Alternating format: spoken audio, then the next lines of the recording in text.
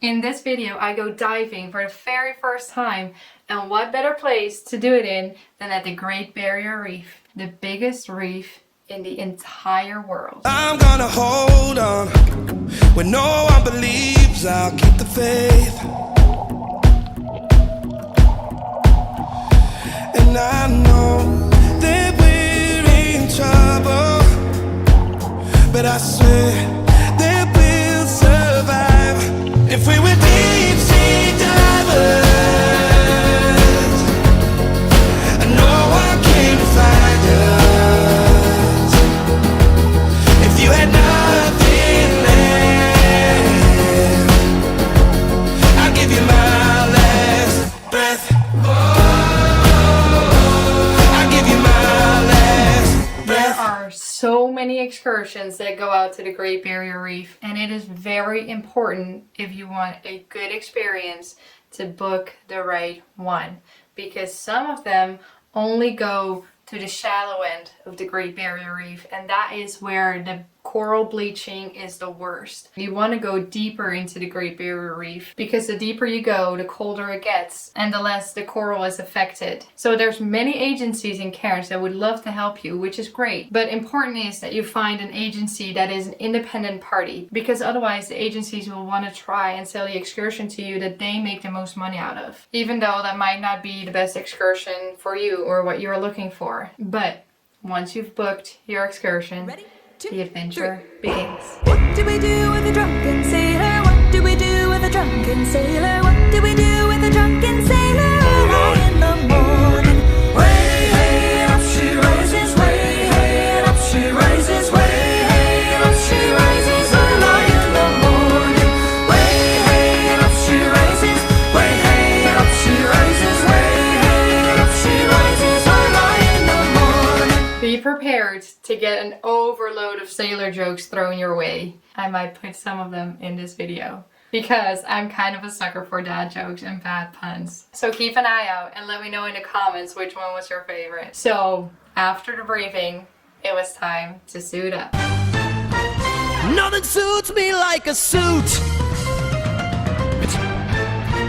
Nothing suits them like a suit. So once I was in the water, I needed to show them a couple of tricks that they talked about in the briefing, just so they know that you can handle yourself underwater. Because once you're underwater, you kind of need to be able to handle yourself, because they can't talk to you anymore, so they can't explain anything. So that makes things hard. They do show you some signs of communication though, so that helps. But one of the tricks that I had to do was how to empty your face mask if water gets in, or how to put your mouthpiece back in.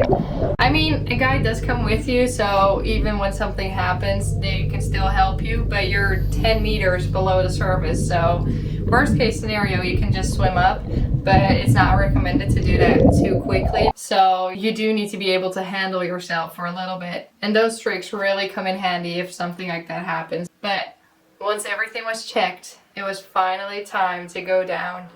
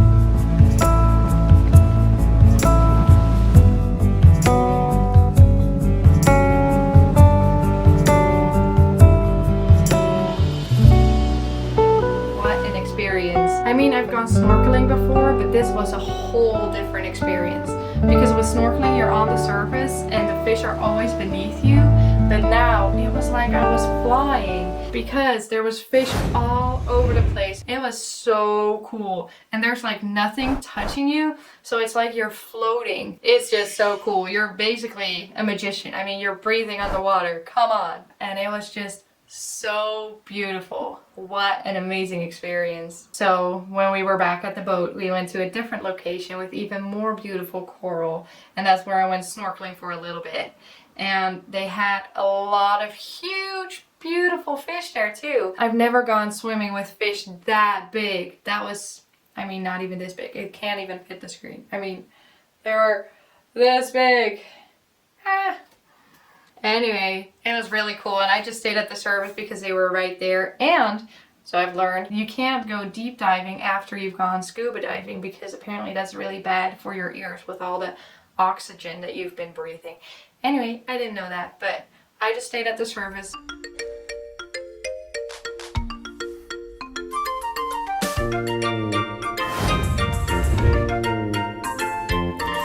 The seaweed is always greener in somebody else's lake. You dream about going up there, but that is a big mistake. Just look at the world around you, right here on the ocean floor. Such wonderful things surround you.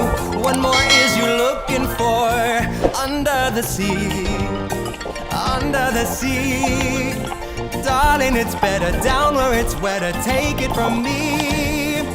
Up on the shore they work all day, out in the sun and slave away, while we devoting full time to floating under the sea. There near all the fish is happy, as off through the waves they roll. The fish on the land ain't happy, they're sad cause they're in their bowl. And that is when it happened. They in for a worser fate. One day when the boss gets hungry, guess who's gonna be on the plate? I got bit by a fish, guys. Not once, but twice. Eat us, fry us, and eat us in Can you believe fricassee. that? Apparently, this fish called Napoleon race are supposed to be really friendly and curious creatures. So I was told at the boat that they can come really close and you should just let them because they're really friendly. So it completely caught me by surprise. And then 2 minutes later, we did it again. Come on. What is up with that? Luckily, I had my fins on because with bare feet, it probably would have hurt. But I was fine. And I mean, I guess it's another story.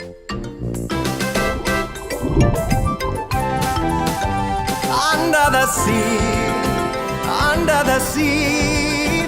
When the sardine begin, they begin its music to me. What do they got? A lot of sand. We got a hard crustacean band. Each little clam, you know how to jam here under the sea. Each little slug, you're cutting it up here under the sea. Each little snail, you know how to whale here. That's why it's harder under the water. Yeah, we're in luck. You're down in the muck under the sea. All in all, just an unforgettable experience.